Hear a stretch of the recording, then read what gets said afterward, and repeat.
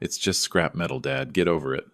Those were my son's exact words when he demanded I sell my 1963 Corvette, the car my dying wife made me promise to keep forever, to bail out his in-laws.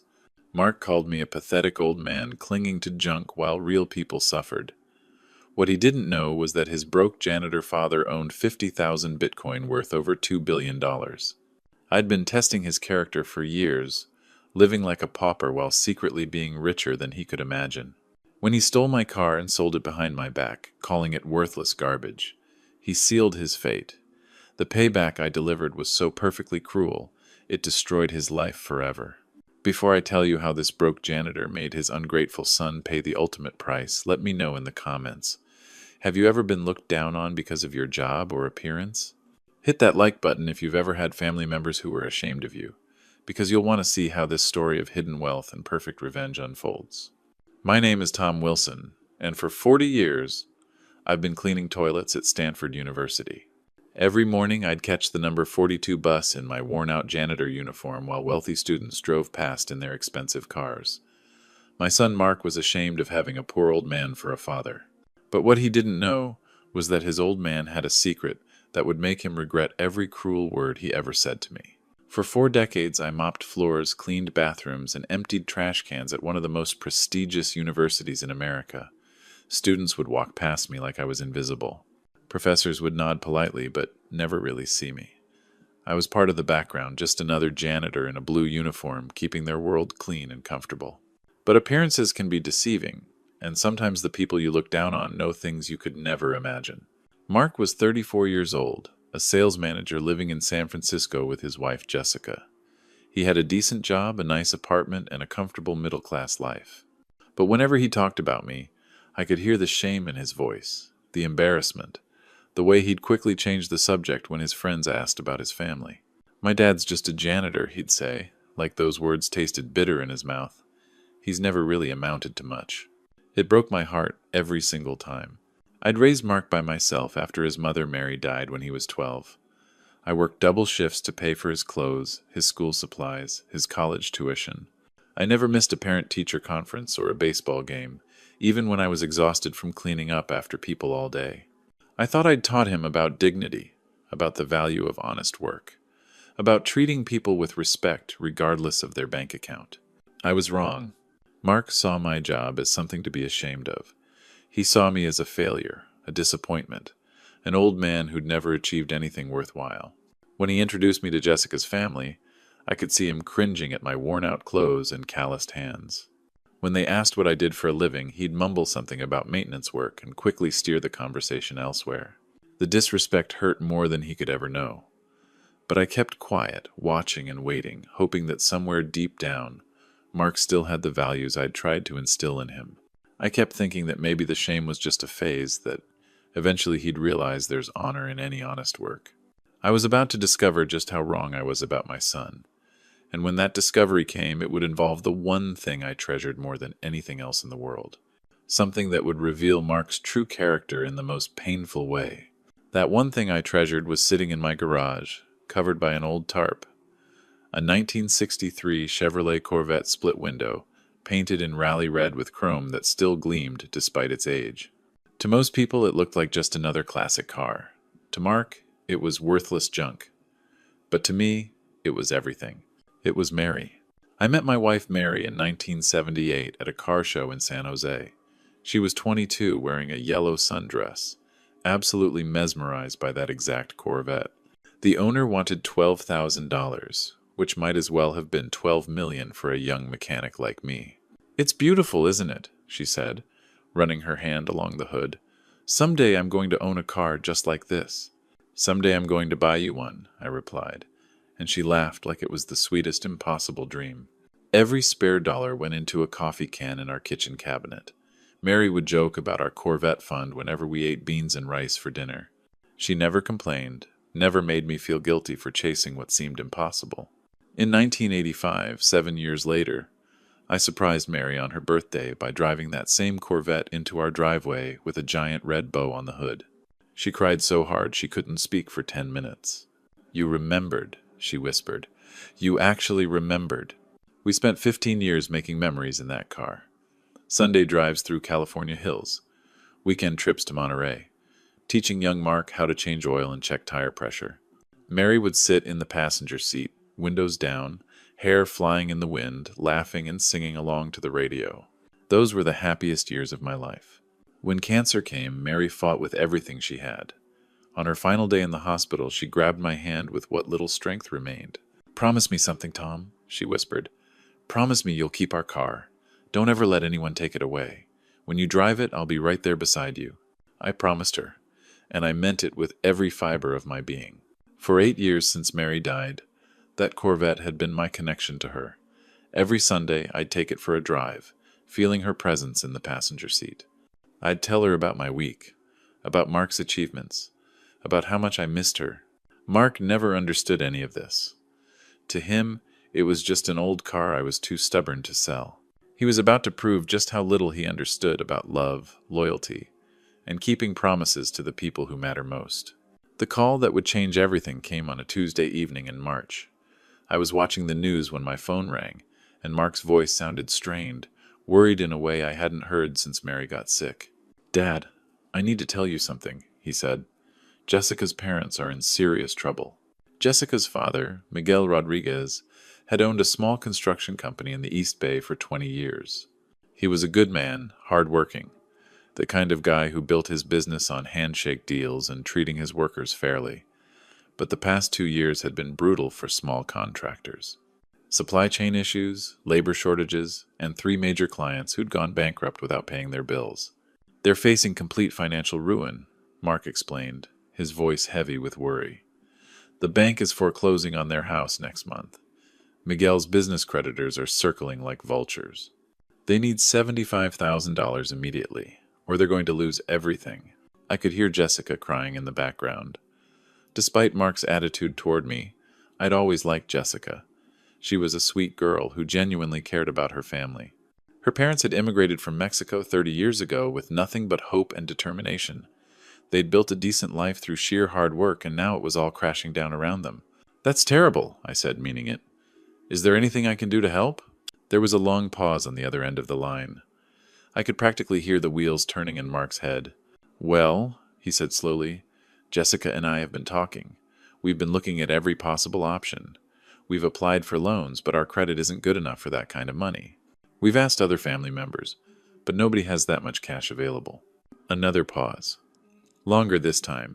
"Dad, I know this might sound crazy, but what about your car?" My heart skipped a beat. "What about it? That old Corvette you keep in the garage? I mean, it's just sitting there collecting dust. Classic cars are worth good money these days, right? Maybe if you sold it, we could help Jessica's family save their house."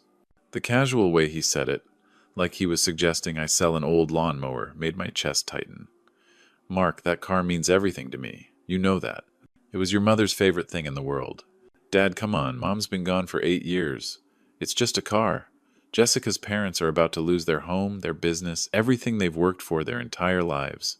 Surely helping real people is more important than hanging on to some old vehicle." I felt like he'd slapped me. "Some old vehicle? Mark, that's not just a car. That's my connection to your mother. That's my promise to her." "Your promise to a dead woman," he said, his voice getting harder, "or helping a living family who desperately needs our support. Which one matters more, Dad?" The cruelty in his tone shocked me. This was my son, the boy I'd raised to understand the value of keeping your word, of honoring the people you love. "I need to think about this," I said quietly. "Think fast," Mark replied. "The foreclosure notice gives them 30 days. After that, it's too late." He hung up without saying goodbye. I sat in my living room for a long time that night, staring at nothing. I understood that Jessica's parents were in genuine crisis. I felt terrible for them, truly I did. But the way Mark had dismissed my feelings, the way he'd called Mary's memory meaningless, cut deeper than any physical pain I'd ever experienced. What I didn't know was that this conversation had planted a seed in Mark's mind. A terrible, selfish seed that was already beginning to grow into something that would destroy our relationship forever. 3 days later, Mark showed up at my house unannounced. I was in the garage polishing the Corvette's chrome when I heard his car door slam. The sound was angry, and I knew this wasn't going to be pleasant. "We need to talk," he said, storming into the garage without saying hello. His face was red, jaw clenched, with something cold in his eyes I'd never seen before. "Hello to you too, son," I said calmly, setting down my cloth. "Cut the crap, Dad. Jessica's parents have 4 weeks before they lose everything, and you're out here playing with your toy car like their suffering doesn't matter." The venom in his voice made me step back. "Mark, I told you I'd think about it." "Think about what? You're a 68-year-old janitor living in a dump, hoarding a car worth more than you'll make in 5 years. It's selfish and pathetic." "That car is not for sale. I made a promise to your mother." "Your mother is dead," he shouted. "She's been dead for 8 years. She doesn't care about this stupid car because she doesn't care about anything anymore. You're choosing a hunk of metal over living people who need help." I felt tears stinging my eyes. "How can you talk about your mother like that?" "Because I live in reality, unlike you. You're a pathetic old man clinging to the past while real people suffer. Jessica cries herself to sleep every night, but you don't care. You care more about your precious memories than actual human beings. That's not fair. You know I care about Jessica's family. Then prove it. Sell the damn car." "I can't break my promise to your mother." Mark's face twisted with disgust. "You know what your problem is? You've always been a loser. A nobody who cleans toilets and thinks he's too good to help family. You're selfish, stubborn, and frankly an embarrassment." Each word hit like a physical blow. This was my son calling me an embarrassment. "You raised me to be better than you," he continued with contempt. "Thank God for that, because looking at you now in this pathetic garage with your pathetic car, living your pathetic life, I can't believe I came from you. Mark, please." "No, I'm done asking nicely. You're going to sell that car and give us the money. Because if you choose a dead woman's memory over helping living people, then you're not the man I thought you were. You're just a selfish old fool who doesn't deserve to call himself family." He stepped closer, his face inches from mine. "And if you refuse, don't expect to see me or Jessica ever again. We'll be done. You can sit here with your precious car and die alone like the worthless old man you are." The garage fell silent except for my ragged breathing. Mark stood there waiting, his eyes cold and merciless. "You have 24 hours to decide," he said finally. "Sell the car or lose your son forever." He walked out, leaving me standing in the silence. My heart shattered into pieces. What Mark didn't know was that his cruel words had just sealed his fate in ways he could never imagine. I spent that night lying awake, staring at the ceiling, Mark's cruel words echoing in my head. Worthless old man. Embarrassment. Die alone. 24 hours to choose between my promise to marry and my relationship with my son. The next morning, my old friend Robert called from Sacramento. His wife had passed away suddenly, and he needed someone at the funeral. Robert had been there for me when Mary died, so I couldn't say no. I'd be gone for 3 days. Before leaving, I walked into the garage one more time. The Corvette sat there under its cover, beautiful and pristine, holding 8 years of Sunday conversations with Mary's memory. I ran my hand along the hood and whispered, "I won't break my promise to you, sweetheart, no matter what it costs me." I locked the garage and left for Sacramento, hoping that 3 days would give Mark time to cool down and remember the values I'd tried to teach him. I was wrong. I returned home on Friday evening, exhausted from the long drive and the emotional weight of another funeral. As I pulled into my driveway, something felt different. Wrong. The garage door was slightly ajar, which was strange because I always kept it locked. My hands shook as I lifted the door. The garage was empty. Not just empty of the car, but empty of everything. The tools I'd used to maintain it, the spare parts I'd collected over the years, even the old photographs of Mary and me with the Corvette that I'd kept on the workbench. All gone. I stood there in the hollow space, feeling like someone had ripped my heart out of my chest. Then I saw it, sitting on the concrete floor where my beautiful car used to be. A crumpled piece of paper. It was a bill of sale. Mark had sold my Corvette to some collector in Nevada for $45,000. $45,000. The car was worth at least $70,000, maybe more. He'd practically given it away. My phone was ringing before I even realized I'd pulled it out of my pocket. "Hello, Dad." Mark's voice was casual, almost cheerful. "How was the funeral?" "Where's my car?" I whispered. "Gone. Sold. The money's already been wired to Jessica's parents." "Crisis averted, family saved. You should be proud. You had no right. That wasn't your car to sell. Actually, I had every right. You see, I still had the spare key from when I was a teenager. And since you were too selfish to do the right thing, I did it for you. Mark, that car was everything to me. It was my connection to your mother. It was scrap metal, Dad. Expensive scrap metal, but scrap metal nonetheless. Get over it. Jessica's parents aren't going to lose their house now. That's what matters. Real people with real problems, not some sentimental attachment to a dead woman's favorite toy.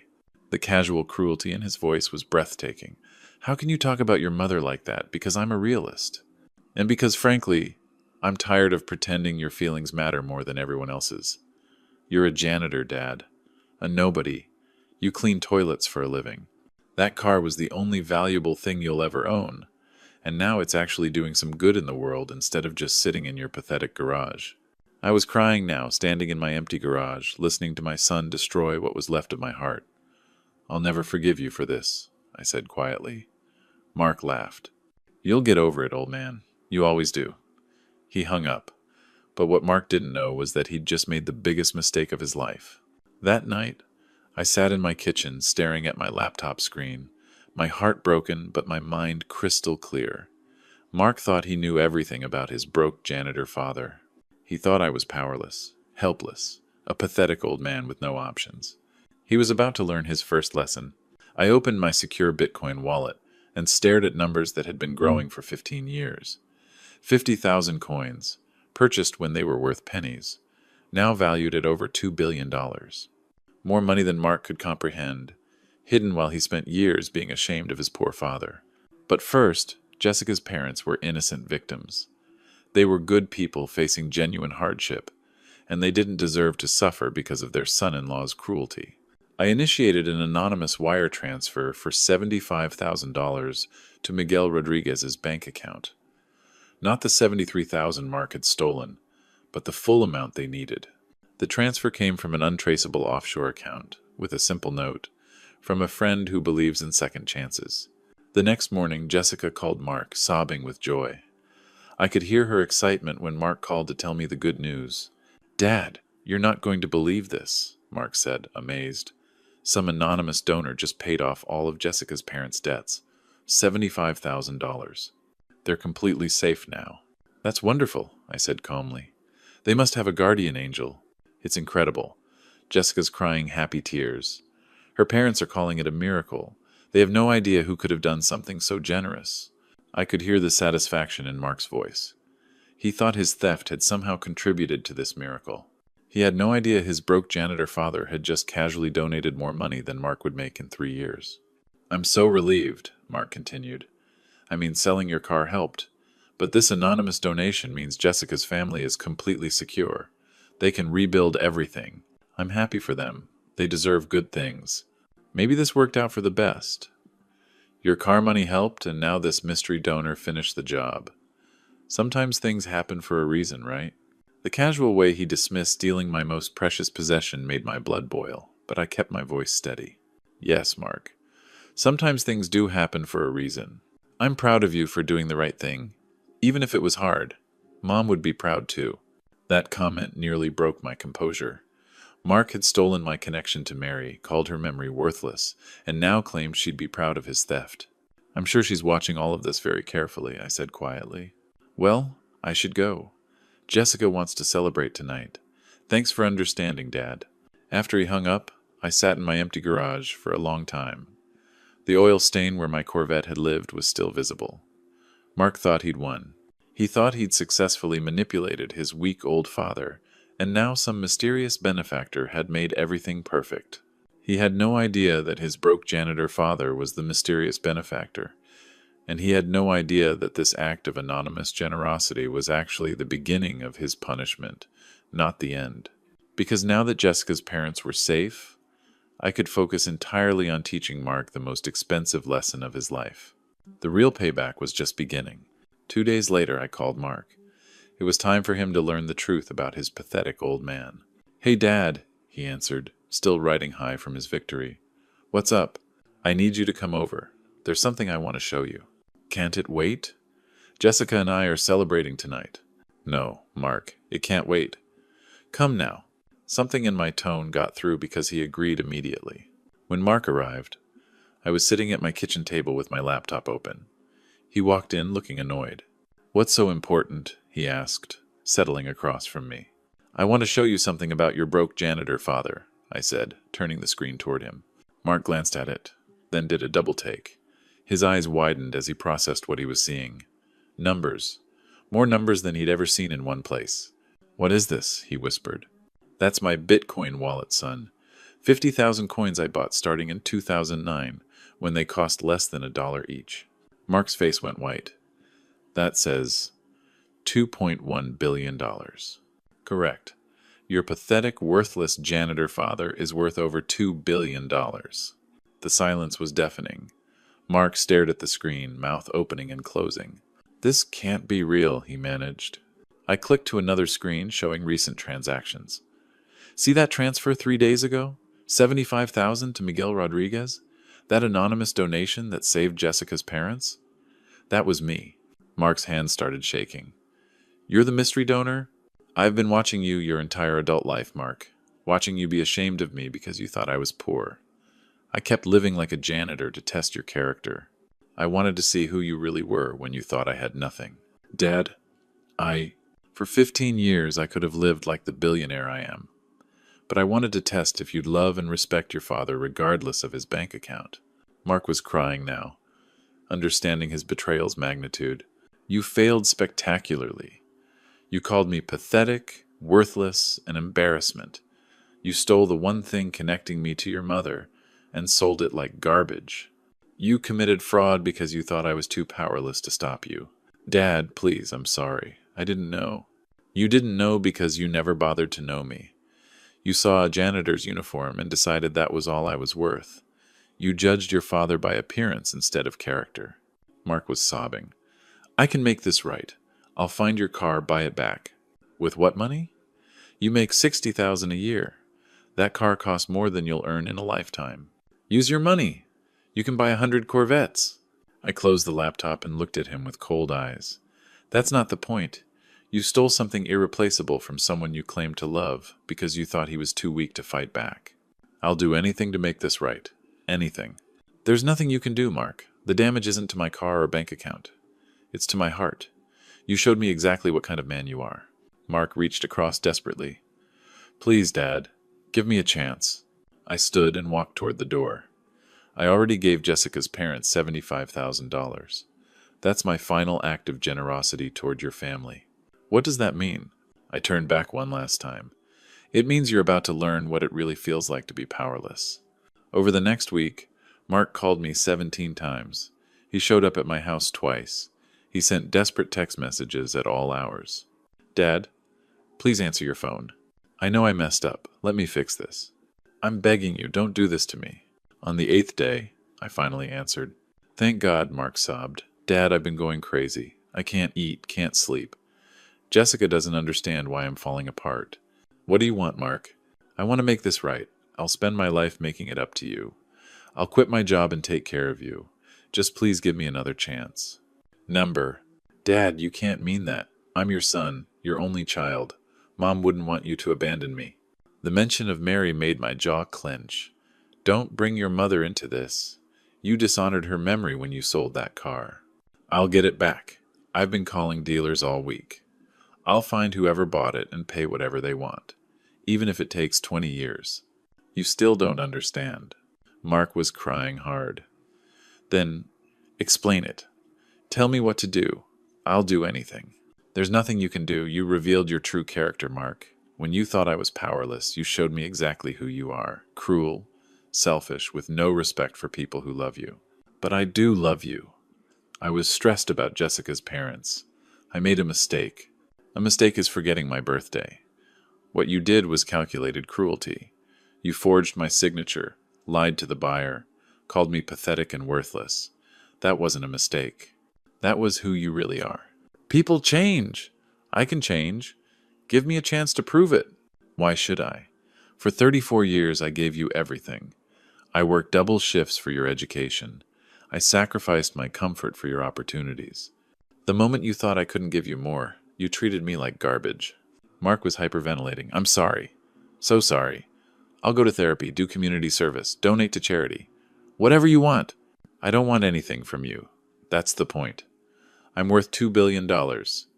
There's nothing you can offer that I can't get myself. Then what about forgiveness? Mercy? Being the bigger person? I was quiet for a moment. You want to know about being the bigger person? I anonymously paid your in-laws' debts even after you stole from me. I made sure Jessica's family was safe despite your betrayal. That was me being the bigger person. So you can forgive them but not me? They didn't steal from me, Mark. They didn't call me worthless or spit on everything I held sacred. You did. Mark's voice became small, broken. So that's it? You're cutting me out forever? Your only son? You cut yourself out when you chose greed over love. When you decided your poor old father wasn't worth basic respect. Dad, please. Goodbye, Mark. I hung up and blocked his number. Then I sat in my quiet kitchen, looking at the empty chair where my son used to sit, feeling both heartbroken and strangely at peace. Mark had made his choice when he thought I was powerless. Now he would live with those consequences forever. The next morning, I drove to Stanford University for the last time as an employee. After 40 years of cleaning those halls, it felt strange knowing I'd never return. But I had one final piece of business. I met with the university president, Dr. Sarah Chen, in her office overlooking the campus where I'd spent most of my adult life. Mr. Wilson, she said, puzzled, I understand you're retiring. We'll miss you on our maintenance team. Thank you, Dr. Chen. But I'm here to make a donation. I slid the paperwork across her desk. Her eyes widened as she read the numbers. This says, $1.8 billion. Correct. I'm donating my Bitcoin fortune to Stanford University. I want it to fund scholarships for students from working-class families. Kids whose parents clean buildings, drive trucks, work in factories. Dr. Chen stared at the documents, speechless. Mr. Wilson, I had no idea you had this wealth. This is the largest single donation in Stanford's history. I've been saving it for the right moment. That moment is now. Is there anything else you'd like the donation to fund? A building with your name? No buildings, no plaques, no recognition. Just scholarships for kids who need them. And maybe fix the heating in the maintenance building. The workers deserve better. After signing the papers, I drove to the Greyhound station downtown. I purchased a monthly bus pass and a job application for their custodial staff. Then I mailed both items to Mark's apartment with a simple note. Since you always saw me as just a janitor, I thought you might want to try it yourself. This is your inheritance. The bus pass will get you to work, and the job application will help you understand what real work feels like. Consider it a gift from your pathetic old man. I kept exactly $200 million for myself, more than enough to live comfortably, but a fraction of what I'd given away. The rest went to Stanford, ensuring thousands of working-class students would get opportunities they'd never have otherwise. That evening, I sat in my small house, looking through old photo albums.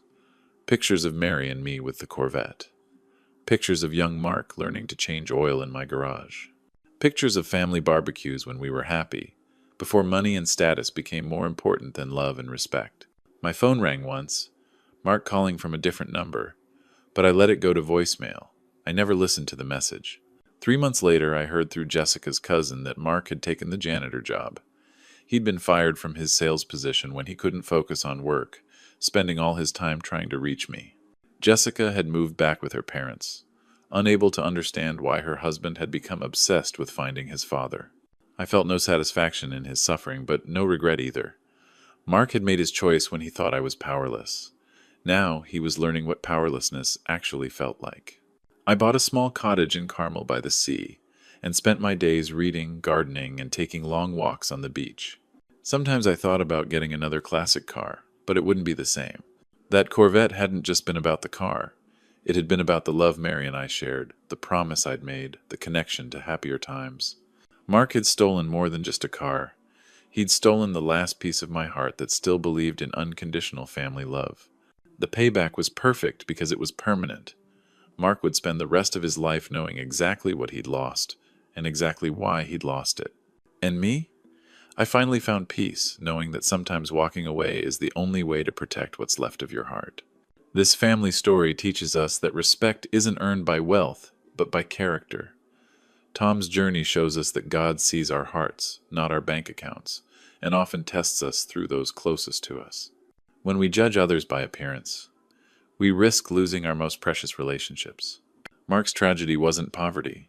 It was allowing shame to poison his heart against the man who sacrificed everything for him. God blessed Tom with wealth, but his true treasure was his capacity for love. Even in pain, he helped Jessica's parents, showing that divine grace comes through unexpected channels.